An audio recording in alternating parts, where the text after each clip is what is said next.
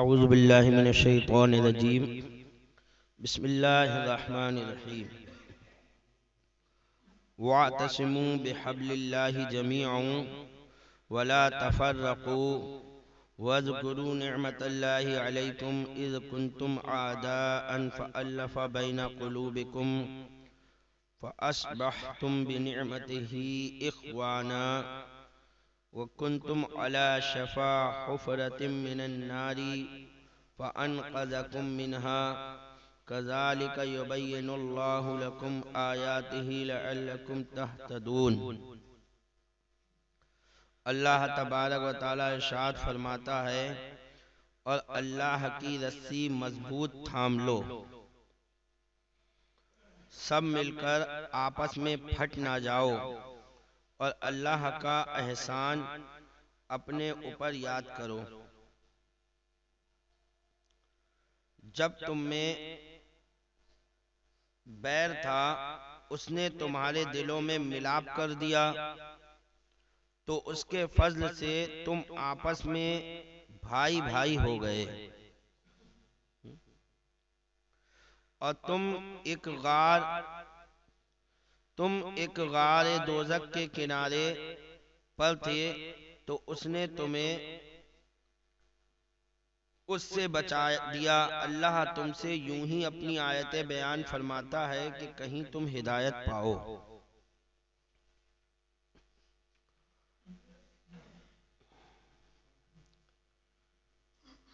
اللہ تبارک و تعالی نے اس آیت کریمہ میں مسلمانوں کو 4 چیزوں کا حکم دیا ہے۔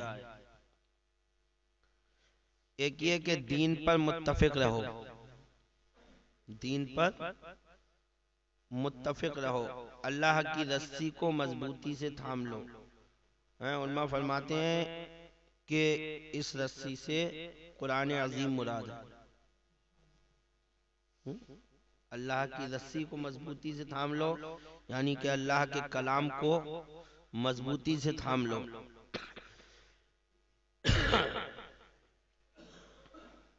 فرقہ فرقہ نہ بننا، ٹکڑے ٹکڑے مت ہو جانا۔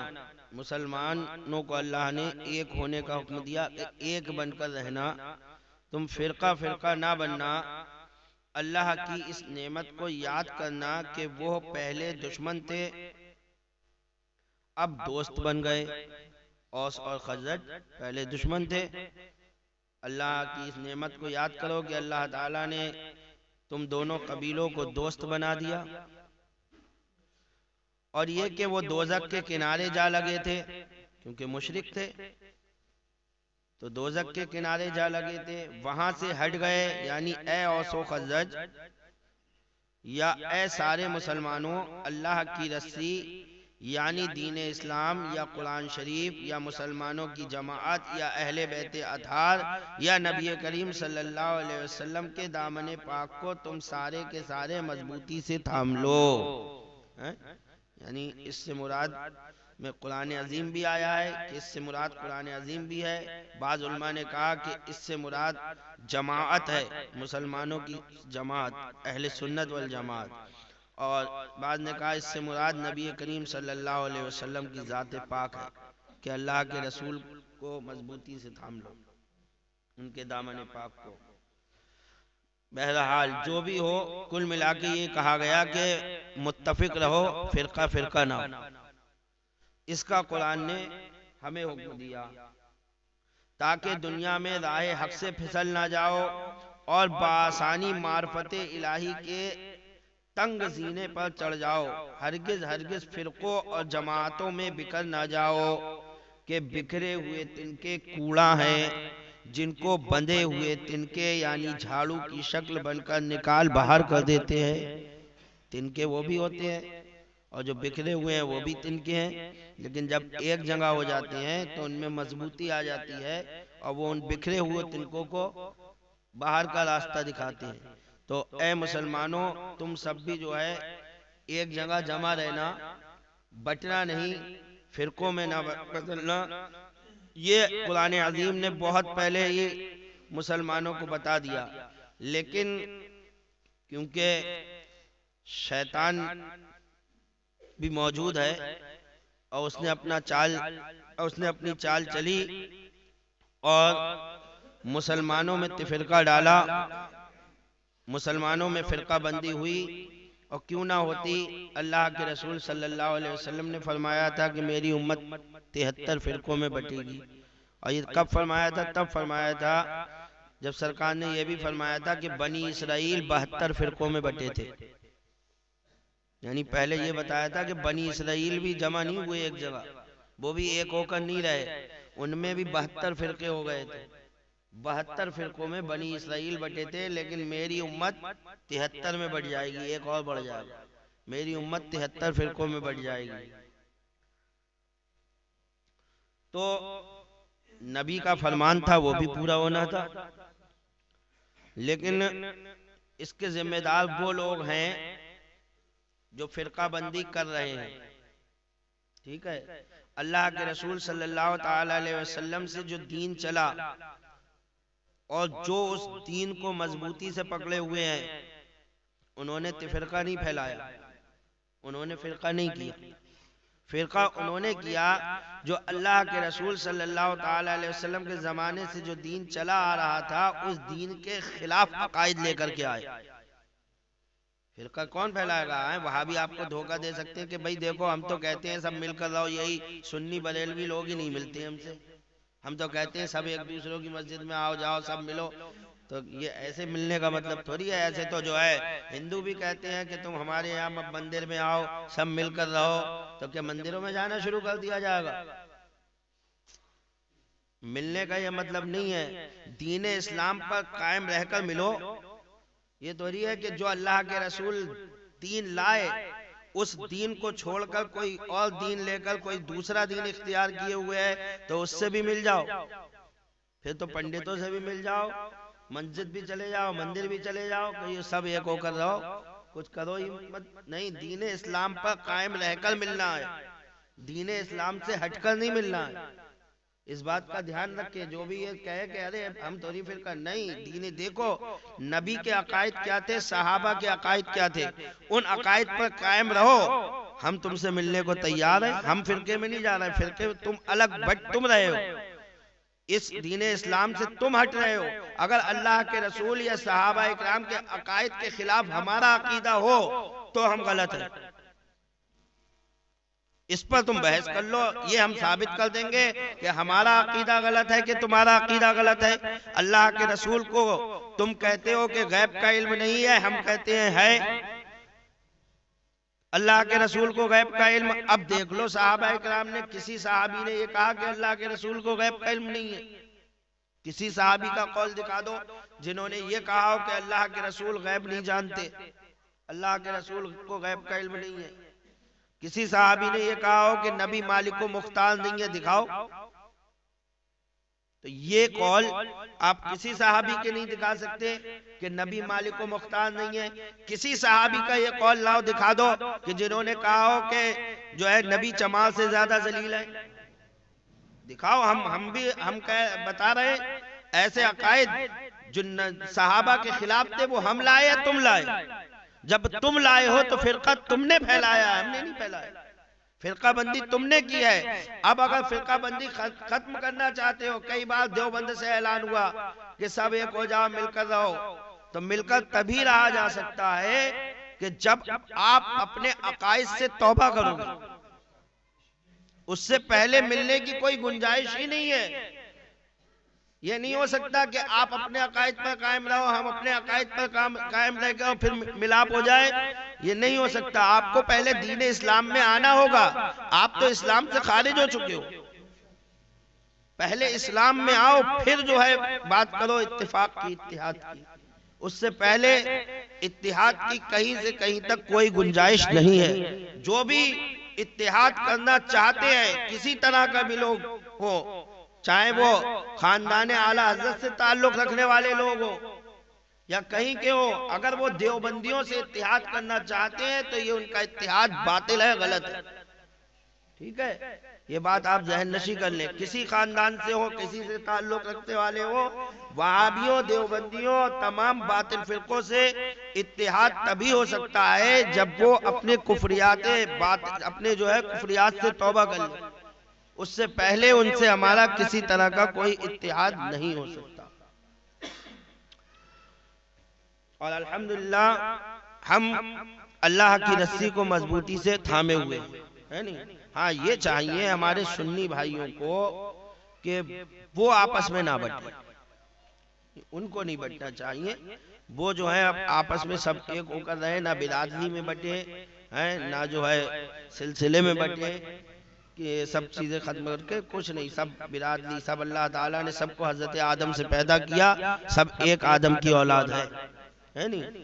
تو یہ سب چیزیں ختم ہونا چاہیے، آدمی کو جو ہے کہ سب ہم اونچی برادری کے ہیں، وہ نیچی برادری کا ہے، کچھ نہیں، یہ سب پرانی جاہلیت کی باتیں تھی، ختم کرو، سمجھے؟ کوئی اونچا نیچا نہیں ہے۔ قرآن نے جو ہے، اللہ کے رسول نے خود فرمایا کہ اللہ کے نزدیک وہ عزت والا ہے جو متقی اور پرہیزگار ہے، بس جو پرہیزگار ہے وہی جو ہے عزت والا ہے اللہ کے یہاں۔ تم یہاں کتنے ہی اپنے ڈنگے مارتے رہو گے، صاحب ہم بہت بڑے نواب ہیں، ہو گئے اپنے نواب، اگر متقی اور پرہیزگار نہیں ہو تو اللہ کے یہاں تو تم ذلیل ہو۔ عزت والا تو وہ غریب ہے جو چٹنی اور روٹی سے کھا رہا ہے، لیکن جو ہے پانچوں وقت کی نماز پڑھ کر حرام سے بچ رہا ہے اور اللہ کے حکموں پر عمل کر رہا ہے، تو وہ تم سے لاکھ درجے عزت والا ہے۔ اور تم جو ہے قیامت کے دن اس کا مرتبہ دیکھ لینا، تمہاری نوابی کام آئے گی کہ اس کی غریبی کام آئے گی، اس وقت دیکھ لینا کہ وہ مزدوری کرنے والا، جو حلال کھانے والا، اس کو اللہ تبارک و تعالی جنت میں کتنی نوابی عطا کرے گا، اور تم نوابوں کا، تم حرام کھانے والوں کا، سود کھانے والوں کا، ظلم کرنے والوں کا کیا حال ہوگا، وہ سب قیامت کے دن پتہ چل جائے۔ تو یہ سب جو ہے ڈینگے مارنا ختم کرو کہ ہم اونچے وہ نیچے، بلکہ ہر مسلمان آپس میں بھائی بھائی ہے، ایک نظر سے دیکھو، یہ کوشش کرو کہ ہم اونچے ہیں، اللہ نے ہمیں دولت دی ہے، ہمارا یہ بھائی غریب ہے، لاؤ ہم اس کو بھی بڑھائیں، اس کے پاس بھی پیسہ ہو۔ مسلمان کی وہ شان ہے کہ مسلمان اپنے ہر بھائی کو یہ سوچے کہ لاؤ ہمارا ہر بھائی امیر ہو، جب ہمیں کاروبار سے ترقی ملی ہے تھوڑا پیسہ لگا کے اس کا بھی کاروبار چلوائے، یہ بھی جو ہے یہ نہیں جلے نہیں، بلکہ اس کو بھی آگے بڑھائے، اس کی بھی ترقی کرے، اپنے مسلمان بھائی کو آگے بڑھانے کی کوشش کرو اور اس کی ترقی سے خوش ہو۔ آج لوگ ذرا سے کوئی امام زیادہ پیسے کمانے لگتا ہے تو اس سے جلنے لگتے ہیں، یار امام صاحب کی دیکھو مسجد سے بھی کما رہا ہے، ادھر سے بھی کما رہا ہے، ادھر سے بھی کما رہا ہے، بہت پیسے آ رہے ہیں۔ تمہیں تو خوش ہونا چاہیے کہ تمہارا پیشوا ہے نہیں، امام قوم کا پیشوا، تمہارا پیشوا کسی کا محتاج نہیں ہے، اس کو کسی کے آگے ہاتھ پھیلانے کی ضرورت نہیں ہے، اچھے کپڑے پہنتا ہے، اچھے لباس پہنتا ہے، عزت کے ساتھ رہتا ہے، کسی کے آگے جو ہے ہاتھ نہیں پھیلاتا ہے، تو یہ تو اچھی بات ہے۔ اور پیشوا اور سردار کو تو اچھا ہی ہونا چاہیے، یہ نہیں ہونا چاہیے کہ ارے لیو ایک ہی دن میں 5,000 کی کر لی، نکاح پڑھا دیا، اتنی تو ہوتی بھی نہیں ہے۔ کئی لوگ، میں نے یہ بات سنی، ایک صاحب بولے یار سمجھ میں نہیں آتا، ہم لوگ اتنی محنت کرتے ہیں، سب کچھ کرتے ہیں، وہاں گئے ذرا نکاح پڑھایا 5,000، میں نے کہا سمجھ میں نہیں آتا آپ کے، میں نے کہا اچھا، میں نے کہا یہ بتاؤ آپ 5,000 مت دو، آپ 500 روپے دے دیا کرو نکاح کے، ہم نہیں کہہ رہے ہیں آپ 5,000 دو، ہم سب اماموں سے جائیے ہم کہلوا دیں گے کہ صرف 500 روپے لیا کرو لیکن نکاح روز آئے، بھئی 500 روپے روز چلو رکھ لو، ہم نہیں لیں گے 5,000 روپے، لیکن نکاح روز دلواؤ آپ ایک، ٹھیک ہے؟ تو ہمارے جو ہے 15,000 ویسے ہو جائیں گے مہینے میں، اور ہر مہینے سال بھر میں بتیرے ہو جائیں گے، ہمیں کیا ضرورت ہے 5,000 لینے کی؟ تو کوئی وہ روز کی چیز تو رہی ہے جو آپ اس کو جو ہے جوڑ رہے ہو کہ ارے 5,000 لے گئے، وہ تو کبھی کبھی کا معاملہ ہے، اماموں کی تنخواہیں کم ہوتی ہیں، ادھر سے ہو کے کچھ کور ہو جاتا، کبھی کبھی کے معاملے کو آپ اس پہ نگاہ رکھے ہوئے ہو، ارے 5,000 مل گئے، آپ 5,000 مت دو، آپ 500 روپے دو، لیکن ایک نکاح روز دو، ہمیں کہیں سے دو، میں پڑھاؤں گا 500 روپے میں نکاح، لیکن مجھے ایک نکاح روز چاہیے بھائی، تو بولیے تو ان کے فوراً سمجھ میں آ گئی، بولے امام صاحب ہماری غلطی ہے، معاف کر دو۔ بات آپ صحیح کہہ رہا ہو، آپ کے 5,000 نہیں، آپ 10,000 بھی لے لو تب بھی صحیح ہے، وہ تو کبھی کبھی کا معاملہ۔ تو خوش ہونا چاہیے، کہنے کا مطلب یہ ہے اپنے مسلمان بھائی کو آگے بڑھتا ہوا دیکھو تو جلو نہیں، خوش ہو، انہیں آگے بڑھاؤ، تے فرقے میں نہ بٹو، فرقہ پرستی نہ کرو۔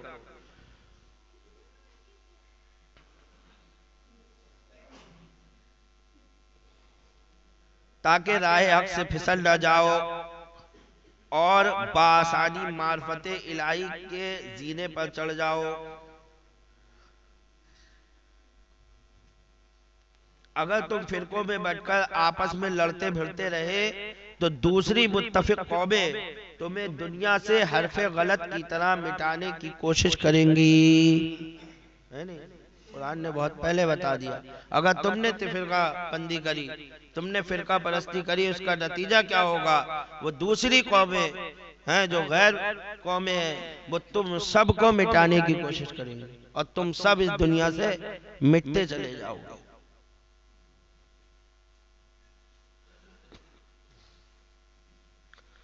وَلْتَكُن مِّنكُمْ أُمَّةٌ يَدْعُونَ إِلَى الْخَيْرِ وَيَأْمُرُونَ بِالْمَعْرُوفِ وَيَنْهَوْنَ عَنِ الْمُنكَرِ وَأُولَئِكَ هُمُ الْمُفْلِحُونَ۔ اور تم میں سے ایک گروہ ایسا ہونا چاہیے کہ بھلائی کی طرف بلائے۔ بہت اچھی اچھی باتیں قرآن بتا رہا ہے اور سمجھنے کی ضرورت ہے۔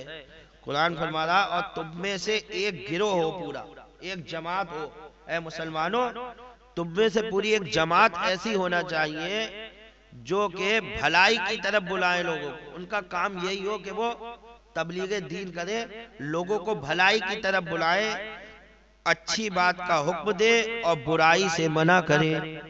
وہ اچھی بات کا حکم دے اور کہیں غلط کام ہوتا ہوا دیکھے تو پوری جماعت پہنچ کر اس کو روکے، پوری جماعت پہنچے، گروہ بنا ہوا ہو، ایک تنظیم بنی ہوئی ہو اور وہ اچھی بات کا حکم دے، اور کہیں بھی کوئی غلط کام ہو رہا ہے تو اس کو جا کر کے روکے، برائی سے منع کرے۔ اور یہی لوگ مراد کو پہنچتے ہیں، یہی لوگ مراد کو پہنچے، جو ایسی جماعت تیار ہو گئی، یہی لوگ مراد کو پہنچے ہیں، انہوں نے بالکل صحیح راہ اختیار کر لی۔ تو اے مسلمانوں، نہ تو تم سب دنیا میں ہی مشغول ہو جاؤ کہ تبلیغ چھوڑ دو، اور نہ تم سب دنیا چھوڑ کر مبلغ ہی بن جاؤ، نہ بالکل سب تبلیغ ہی کرنے لگو، نہ سب جو ہے دنیا میں لگ جاؤ، تبلیغ کوئی کرے ہی نہیں، ایسا بھی نہ ہو، بلکہ تم میں ایک جماعت ایسی رہنی چاہیے جو زندگی بھر تبلیغ اور دعوت خیر کرے، ایک جماعت رہنی چاہیے۔ اب وہ جماعت میں آپ سے پوچھنا چاہوں گا، جب وہ جماعت بنے گی تو بنے گی تو ہم ہی آپ میں سے یا الگ سے بنے گی؟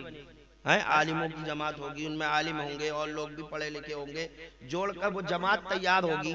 جب وہ جماعت بنے گی ہم میں آپ میں سے ہی بنے گی، تو ظاہر سی بات ہے جب وہ جماعت بنے گی تو اس کا کام کا حرجہ ہوگا نہیں ہوگا؟ وہ کام چھوڑے گی نہیں چھوڑے گی؟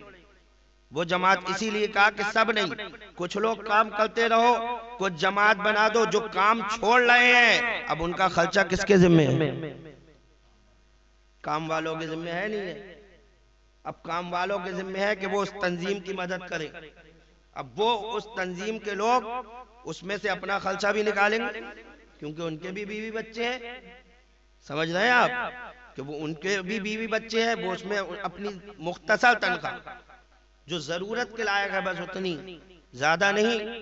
یہ دھیان رکھ کے اس بات کا بھی، یہ نہیں کہ پتہ چلا جو ہے مہینے میں جو ہے 50-50 ہزار غائب کرے جا رہے ہیں، اس میں سے کہ صاحب ہماری تنخواہ اتنی ہونے چاہیے، جتنی آپ کی ضرورت ہے، گھر کا جتنا خرچہ آپ کا چلے گا اتنی تنخواہ آپ اس میں سے جو ہے جو آ رہا ہے چندہ، اس میں سے نکال کر استعمال کیا جا سکتا ہے، اس میں لگایا جا سکتا ہے ان کو، کیونکہ وہ دین کی تبلیغ میں لگے ہوئے ہیں، اب وہ کام تو کریں گے نہیں، تو یہ کام عوام کا ہے کہ عوام اس تنظیم کی مدد کرے اور وہ لوگ دین کی تبلیغ کرے اور ان کی تنخواہیں اس سے باندھی جائیں۔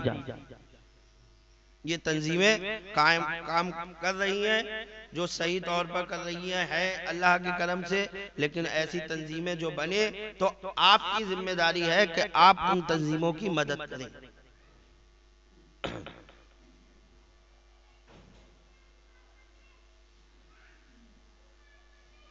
تو زندگی بھر تبلیغ اور دعوت خیر کرے، پورے عالم بنے اور اپنا مقصد زندگی اسے بنائے کہ لوگوں کو اچھی باتوں کا حکم دے اور بری باتوں سے روکے۔ سارے مسلمانوں میں یہ مبلغ علماء کی جماعت بہت ہی کامیاب ہے، پتہ چلا یہ علماء کی جماعت ہے، تو علماء کا آپ کو پورے طور پر ساتھ دینا چاہیے ہر طریقے سے، کہ وہ دین کی تبلیغ میں کام چھوڑ کر لگے ہوئے ہیں، تو آپ کو علماء کا ہر طریقے سے مدد کرنا چاہیے۔ بہت ہی کامیاب ہے کہ دنیا میں بھی اس کی عزت ہوگی اور آخرت میں بھی اسے عظمت ملے گی، وہ دنیا میں بھی عزت سے جئیں گے اور آخرت میں بھی اللہ تعالیٰ جو ہے ان کو عزت اور عظمت عطا کرے گا۔ اس معنی کی تفسیر وہ آیت ہے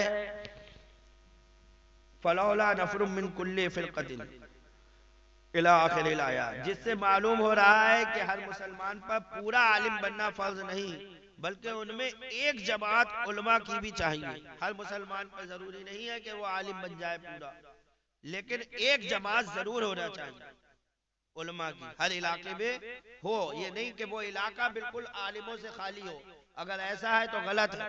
اپنے بچوں کو علم دین سکھائیے، عالم بنائیے، آپ کے علماء کی ایک جماعت ہر وقت تیار رہنا چاہیے آپ کے شہر میں، ہے نہیں؟ آپ کا شہر، آپ کا علاقہ کبھی علماء سے خالی نہ ہو۔ علماء سے خالی ہوگا تو غیر فرقے کے لوگ جو ہے آپ کے بچوں اور آپ کے گھر والوں کو، آپ کے رشتہ داروں کو بہکائیں گے، اور جب بستی میں عالم موجود ہوگا تو مجال نہیں ہے کہ جو ہے آپ کو کوئی بہکا سکے، ہے نہیں؟ جبکہ آپ اپنے اس عالم کی بات مانیں گے، اسے اپنا بڑا مانیں گے، تو انشاءاللہ تعالی جو ہے امید ہے کہ آپ کبھی نہیں بہکیں گے۔ علماء کی جماعت ہر وقت رہنا چاہیے، کہ ہر مسلمان پر عالم بننا فرض نہیں، بلکہ ان میں ایک جماعت علماء کی بھی چاہیے۔ جب ہر شہر میں طبیب، حاکم، مستری دکاندار وغیرہ ضرور ہونا چاہیے، تو ہر شہر میں عالم بھی تو ضرور ہونا چاہیے، ہے نہیں؟ ڈاکٹر وغیرہ سب کی ضرورت ہوتی ہے، تو جب ان سب کی بھی ضرورت ہے تو عالم کی بھی ضرورت ہے۔ تو ہر بستی میں الحمدللہ مساجد ہیں، اور مساجد میں آپ عالم میں دین امام کو رکھیں، دیکھ کے اچھے قابل امام کو رکھیں۔ یہ نہیں کہ سستا ڈھونڈے، ارے کم پیسوں میں کون مل رہا ہے، کم پیسوں میں کون مل رہا ہے، طالب علم رکھیں گے تو وہ تو کم پیسوں۔ دیکھیں متقی پرہیزگار عالم دین اچھا باصلاحیت دیکھ کر اپنی بستی میں رکھیں، تاکہ جو وہ آپ کی بستی میں صحیح معنوں میں کام کر سکے، اور اسے فارغ البال رکھیں، وہ محتاج نہ ہو کسی کا۔ یہ آپ کی ذمہ داری ہے۔ ہر شہر میں عالم بھی ضرور ہونا چاہیے، کہ ان سے دنیاوی ضرورتیں پوری ہوتی ہیں اور عالم سے دینی حاجت روا